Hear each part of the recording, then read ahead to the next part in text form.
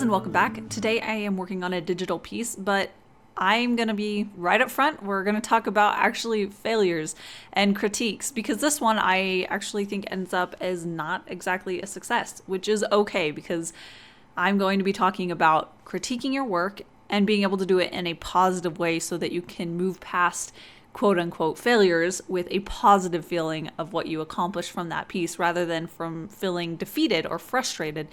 And just like any other skill in art, this takes practice and it takes work and it takes concentrated ideas to be able to get to a point where you feel good about even the failed pieces. I know that that's something that I struggled with a long time. I would feel like if I didn't make that piece work, then it was a failure and that I was a failure, and that if I did the next piece, would it go as badly? I really struggled with that. And it's hard. I will admit that. This is not an easy thing to always be able to shake off, but there's definitely a way to think about it that helps. And I have a certain process that when I'm done with any piece, whether I think it was a success or not, that I look through the piece and I take stock as far as what did I think were successes. I want to give myself credit where credit is due. What things did I like, but also what things didn't work. And this one sometimes takes a little bit of work because a lot of times I will feel that something's working and I can't quite make it work and I'm not really sure why. This is the part where it makes it a success for me because it means that I was able to learn from it. So it's really important to be able to analyze what parts weren't working and why. That way, when you run into a similar feeling or a similar problem, you can think, okay, well, is this the reason why that this piece isn't working now, just like the piece that I'm working on now?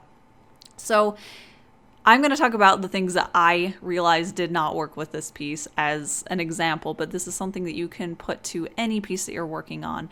So for this one, my problems started on the ground level in the sketch. So this was like the bedrock of the piece.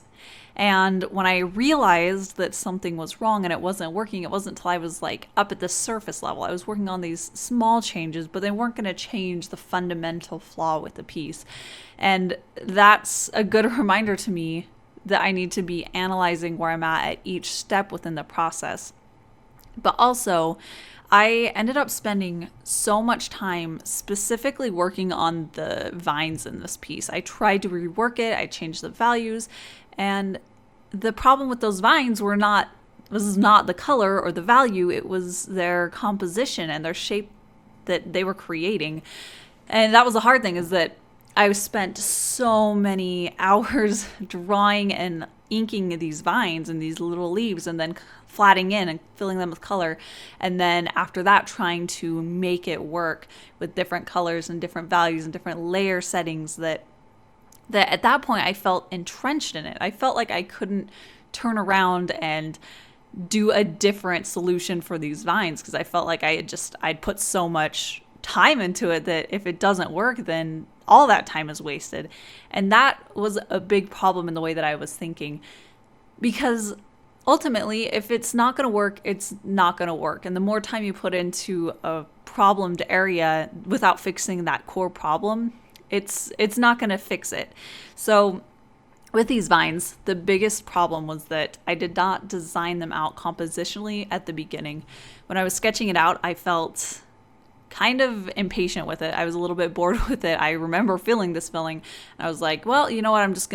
I'll wing it. And then when I get to the line work and I'm filling it in with the inking process, I will be able to make it work. And that's when I'll fix it. And that is always the point that I really mess it up. So that is one thing that I've been trying really hard to pay attention to, is to make sure that the sketch is correct and then I do the line work, never the other way around. So the fact that I even did that I allowed myself to move forward with something that compositionally I knew wasn't good, was really the flaw with this one. So at the very beginning, I should have really spent the time to make sure that specifically these vines in the background, I think that I could have created a much more interesting composition with them. And also, the way that they're wrapping around her body, I did not do enough research as far as how something like that would look in 3 dimensions as it's wrapping around someone. So because of that, it ends up very distracting from the figure without emphasizing the three-dimensionality of her and the shape that she's creating. So it doesn't actually add much more, but it definitely takes away from it.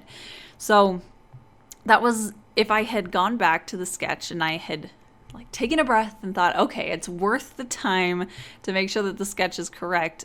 And I could have taken a step back and I would have done the lines differently. I would have created these vines that created much more of a dynamic shape. I also would have put less of them in there. That's also a big problem because they are very, very distracting from the figure, to the point that I was very confused as far as which one I wanted to be the focal point. Did I want to have the vines be an interesting effect that was drawing the eye, or did I want it to be the figure? And because of my uncertainty and because I drew them in a way that they were ambiguous as far as where was the focal point, it showed it. It was very chaotic when I got to the point of coloring it and finishing it up. And because of that, I would look at the piece and it was really confusing and it didn't have the clarity that I wanted.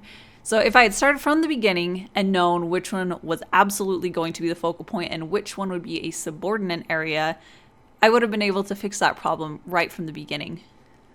So really the biggest thing that I learned with this whole vine thing is that it doesn't matter how much time I've put into something. If it's not going to work, it's not worth more of my time. At that point, when I realize that it's not going to work and I can't make it work, that's when I need to stop. And I either need to go back to the drawing board or I need to move on to a new piece. And this one, I spent many hours trying to make those vines work.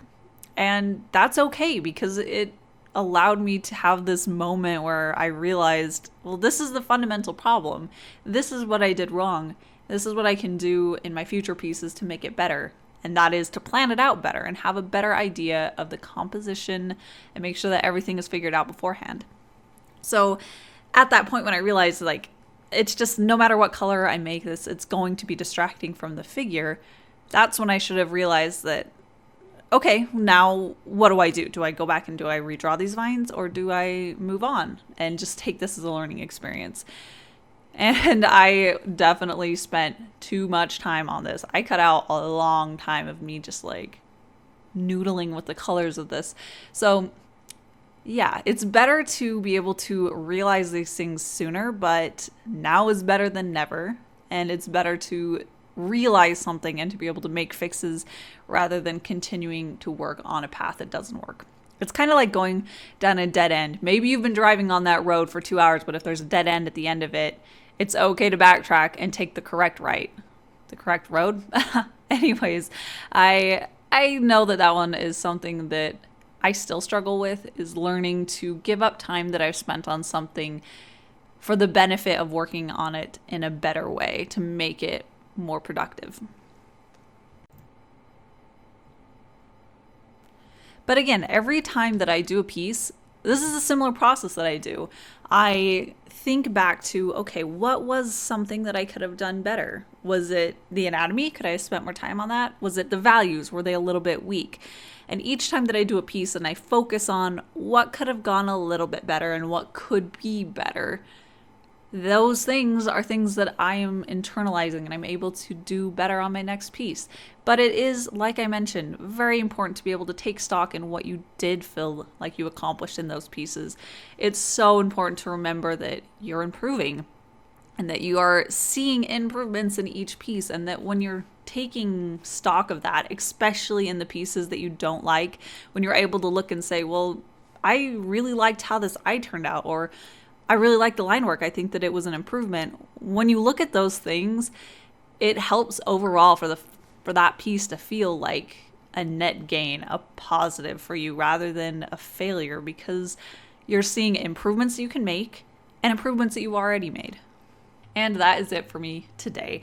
I definitely had a feeling of relief when I got to a point on this piece where I decided, you know what, I'm just going to let those things that I learned from this piece, those positives and the negatives, be what I'm going to take away from this. It doesn't have to be a piece that I absolutely love or something that's perfectly complete for it to be a positive for me. So once I allowed myself to cut myself off from this piece and to walk away from it and to move on, I felt much better. I do think that I'd like to revisit this though, and fix a composition from the very beginning so that it actually has the look that I want with that general idea, but actually succeeding.